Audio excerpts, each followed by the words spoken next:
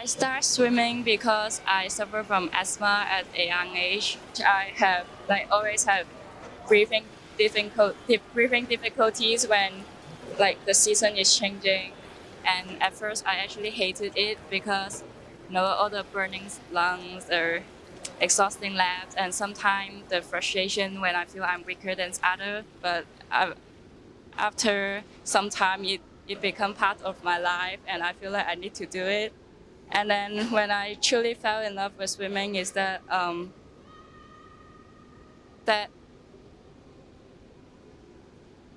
also it's this sense of accomplishment. After every day, I try my best to finish the program.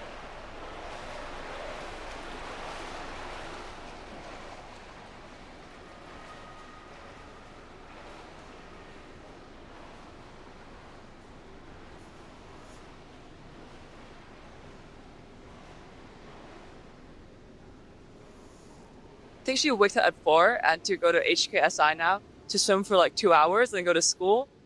And after school, she has to go back and swim again. So it's really, really tiring in my opinion because I can't even like go to a single training with energy. Oh, she's definitely hardworking. Like, I barely see her lazy or not giving effort, putting effort in swimming. Like, she's always 15 minutes early than we have to arrive. Like, she'll stretch and warm up. She's very hardworking.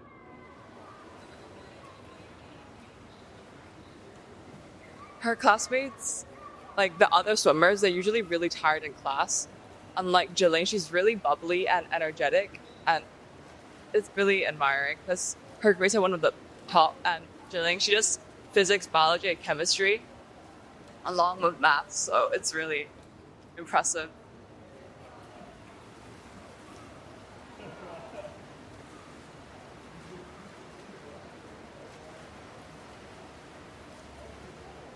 Because when I get to secondary school, the academic workload is a lot heavier, and because I'm swimming at a higher level, so my training hours also increase.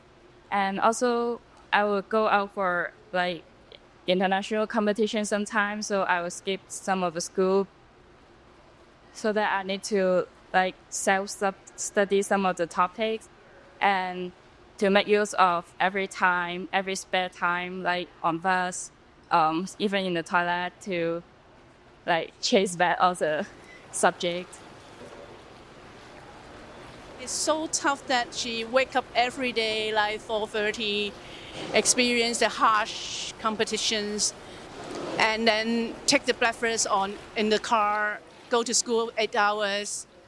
Good that she take the lunch in the recess time in 20 minutes.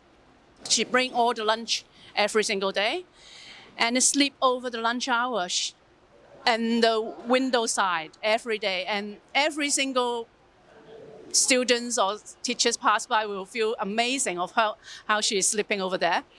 And then she go to training again after school, and then she insists to have 1 hour study no matter what she is doing, mainly schoolwork, and then sleep at 10:30.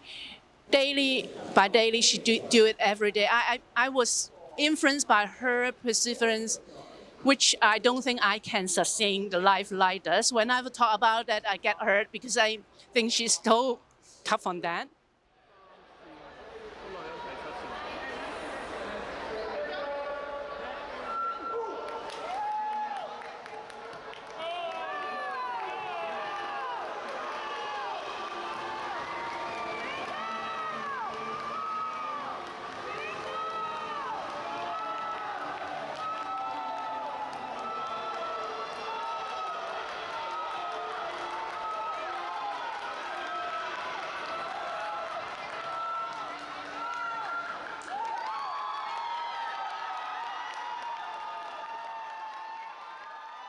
I think it's not just about academic and swimming. I also have a hard time balancing my social life because I don't think I really have a really fixed friend group. I do have friends at school, but since I spend most of my time training, I do not hang out with them.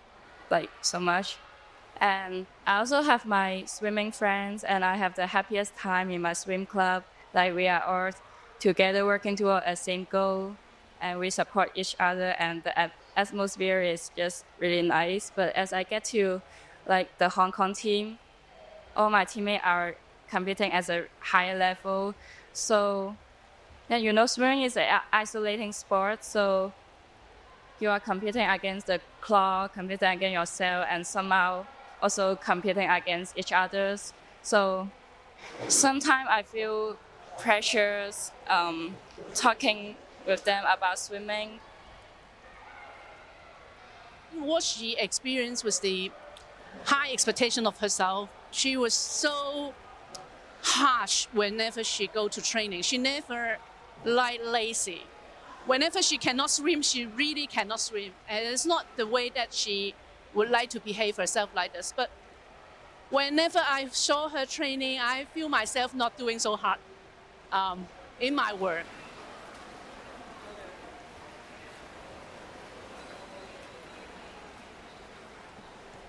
I think she's really harsh on herself. She's not happy with herself, even if she's putting a lot of effort. Every swimmer has to go through like intense trainings and competitions. Like even when you fail in competitions, I think it's a must for swimmers and putting a lot of effort in training, but still not able to achieve your own goal.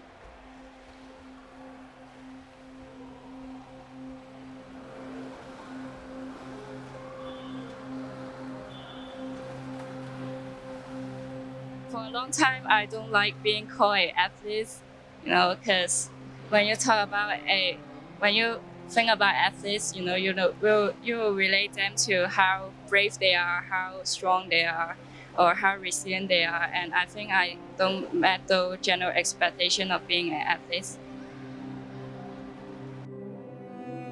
So I feel tired sometimes. I feel frustrated, and I cry after a bad race and question whether all my sacrifice were worth it.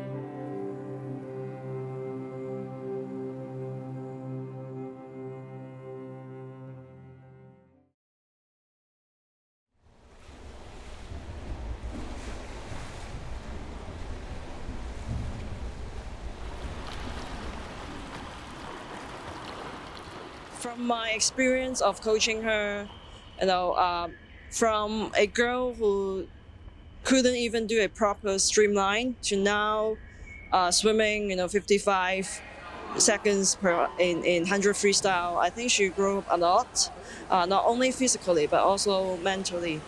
She had to overcome a lot of challenges in these 3 years, and I think she is becoming more and more become an elite athlete. In the past 10 years, I started to do more extra work out of my professional's clinical work because I was influenced by her. We should make every single steps from what we can and try all our best, all our hearts to do the things that we think we should strive for.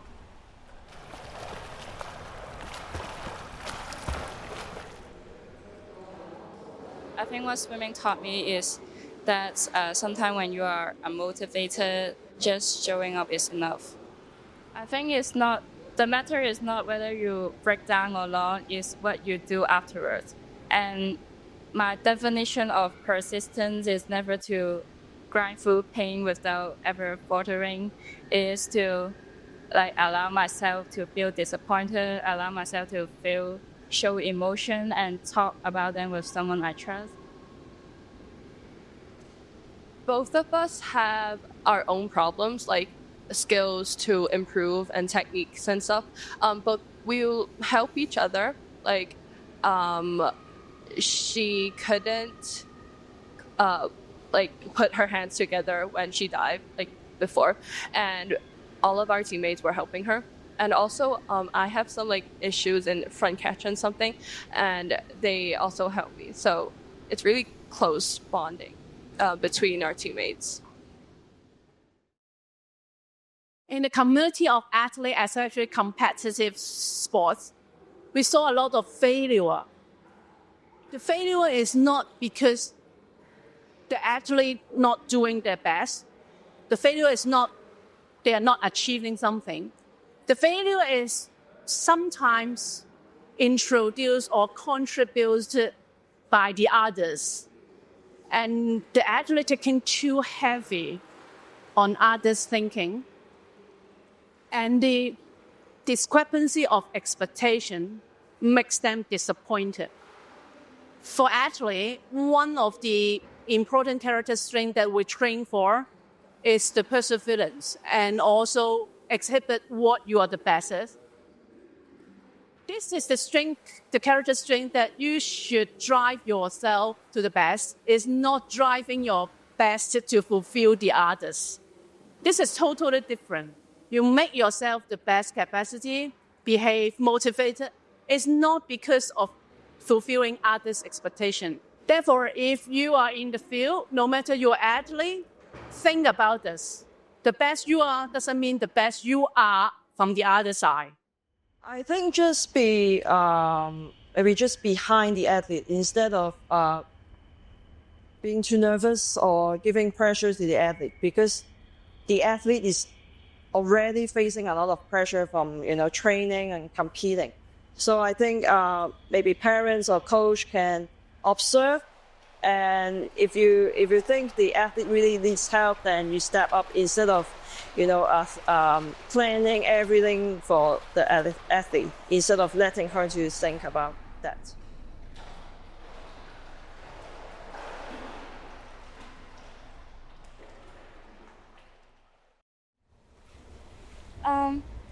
Actually, swimming kind of healed my asthma, because after I start swimming, the lung functions actually get better.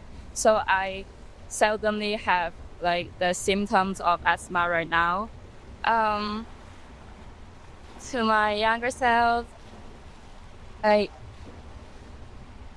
you don't need to be fearless or brave, because remember those times you have endless comparison with others, and when you feel like you are never doing enough, and the joys of winning a race, it never heals your disappointment when you lose.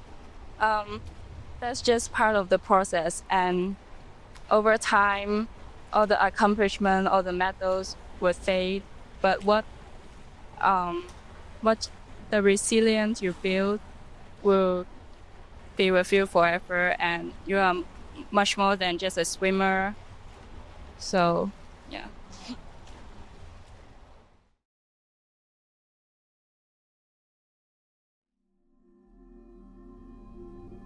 Is there anything you would like to say to Gilaine?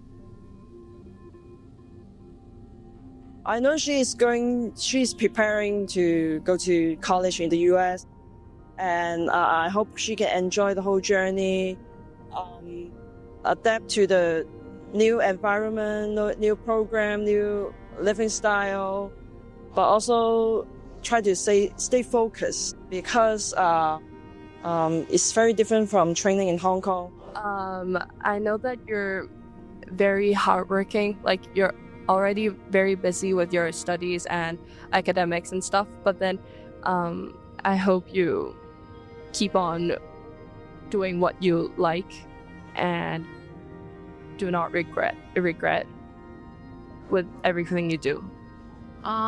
Yes, Gilaine, no matter in the coming future what you will go and what you decided, we are always supporting. No matter there is sometimes risk.